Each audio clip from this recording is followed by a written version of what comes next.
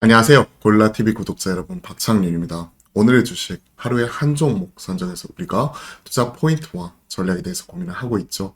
제가 오늘 주목하는 종목은 바로 DB하이텍입니다. 오늘 무려 15% 넘게 급등을 해버렸죠. 급등을 하면서 이와 관련된 또 우리가 투자 포인트 전략 같이 세워봐야 될 것 같은데요.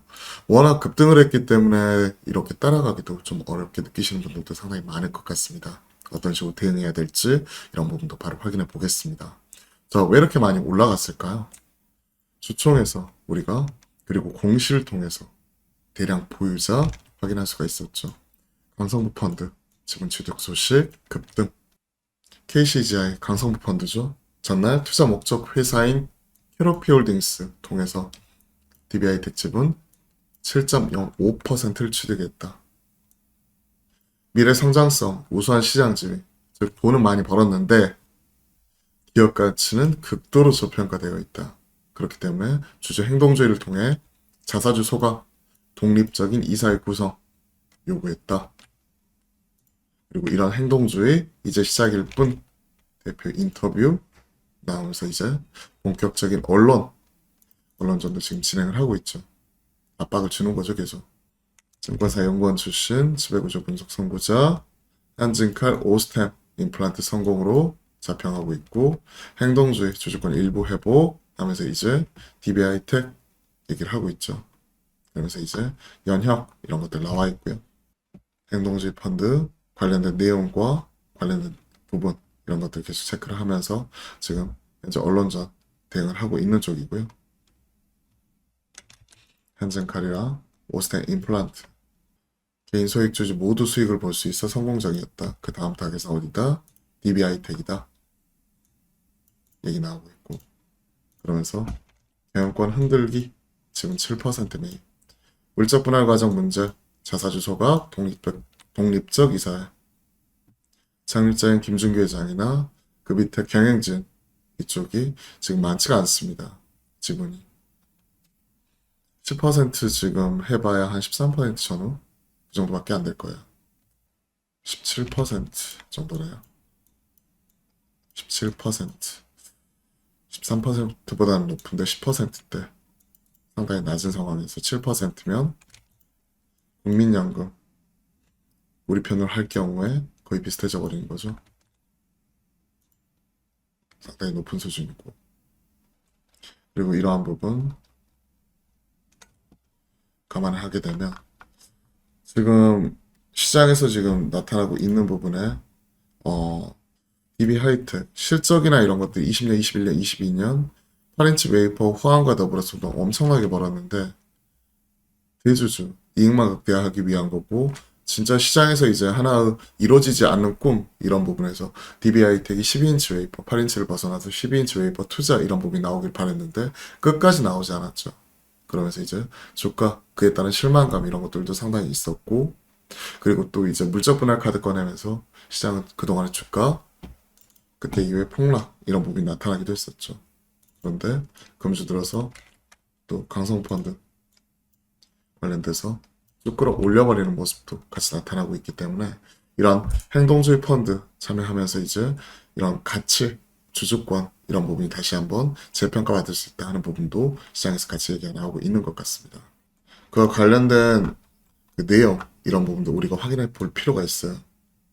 시장에서 지금 이와 관련된 내용 이런 것들도 같이 있는데 한번 같이 살펴보도록 할게요. 자 보시면 DB하이텍 뭐 참교육 사태 간략 정리라고 어떤 분께서 정리해 놓으신 게 있는데 그걸 가져와 봤어요. DB 인커퍼레이션 및 특수관계자 17%를 보유했다. 앞에서 우리가 점검했죠. 파운드리 실적 개선으로 20년, 21년, 22년 역대급 실적을 달성했다. 이익률이 무려 45.89%, 자기자본 이익률 40%에 달했다. 21년 말 주당 72,700원 기록을 했고 주가 급등으로 이제 지주회사 요건이 성립이 되어버렸다. 그런데 지주회사 요건 해당될 경우에 자회사 지분, 즉 DB, 하이텍 지분을 13%를 추가 취득해야 되는데 돈이 없다는 거죠. 대주주도 지금 17% 있는데요. 추가 취득해가지고 30% 넘겨야 되는데.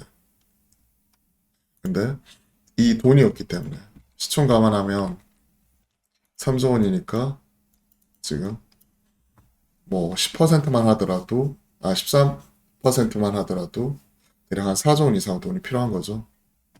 이런 것들 생각을 하게 되면 어느 정도 이와 관련되어서 돈이 너무나 없기 때문에 시장에서 좀 이런 지주회사 요건에 해당되지 않기 위해서 주가를 좀 누를 요인이 있었던 거죠. 그러다 보니까 추가적인 투자나 주주 친화적 정책이 극히 소극적이었고 이루어지지 않는 꿈으로 10인치 파운드리 투자 이런 얘기도 꾸준히 있었죠. 그러면서 주가 속절없이 계속 실적과 더불어서 상승을 했지만 반도체 업황 우려로 하락을 할 때 이때 경영진이 주가 추가적으로 하락하기 위해서 물적 분할 선언을 해버리니까 하루 만에 15.7% 급락을 해버렸죠. 그러다 보니까 소액 주주 연대 결성하면서 극도로 반대를 했고 이런 부분 때문에 작년에 이런 부분은 무산이 되었죠. 그죠? 하지만 이런 재추진 우려로 주가는 3만 원 초반 헤매고 있었고 이런 것들은 4만 1,000원, 4만 2,000원 회피 가능하기 때문에 계속 이와 관련 지어 가지고는 어느 정도 주가 누르는 데는 성공했다고 보고 있는 거죠.